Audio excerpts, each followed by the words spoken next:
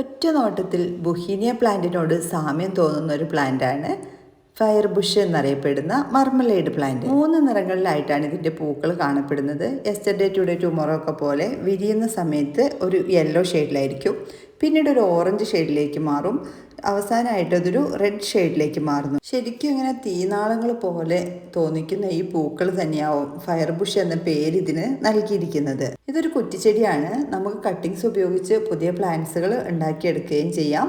മാത്രമല്ല ഇത് seasonal plant ഒന്നുമല്ല, എല്ലാ സമയങ്ങളിലും തന്നെ പൂക്കൾ ഉണ്ടാകുന്നൊരു പ്ലാന്റ് കൂടെയാണ്. ഉഷ്ണമേഖലാ പ്രദേശങ്ങളിലാണെങ്കിൽ, നല്ല ചൂടുള്ള ക്ലൈമറ്റുള്ള ഭാഗങ്ങളിലാണെങ്കിൽ ചെറിയൊരു ഷെയ്ഡിൽ വെക്കാനായിട്ട് ശ്രദ്ധിക്കുക. ഡയറക്റ്റ് സൺലൈറ്റിൽ നിന്നൊന്ന് മാറ്റി വെക്കുകയാണെങ്കിൽ നമ്മുടെ കമേലിയ അസേലിയൊക്കെ പോലെ ആ രീതിയിലുള്ള പരിചരണം കൊടുക്കുന്നതാണ് ഈ പ്ലാന്റിന് ഏറ്റവും നല്ലത്.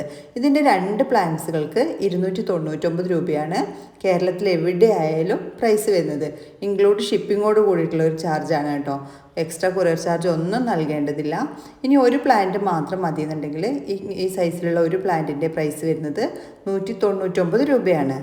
ഈ 2 കോംബോ എങ്ങനെ വാങ്ങിക്കുകയാണെങ്കിലും നിങ്ങൾ എക്സ്ട്രാ കൊറിയർ ചാർജ് ഒന്നും നൽകേണ്ടതില്ല. കൊറിയർ ചാർജോട് കൂടിയ ഒരു പ്രൈസാണ് ഈ 199 രൂപ. DTDC കൊറിയർ വഴിയാണ് നമ്മൾ ഈ പ്ലാന്റ്സുകൾ അയക്കുന്നത്.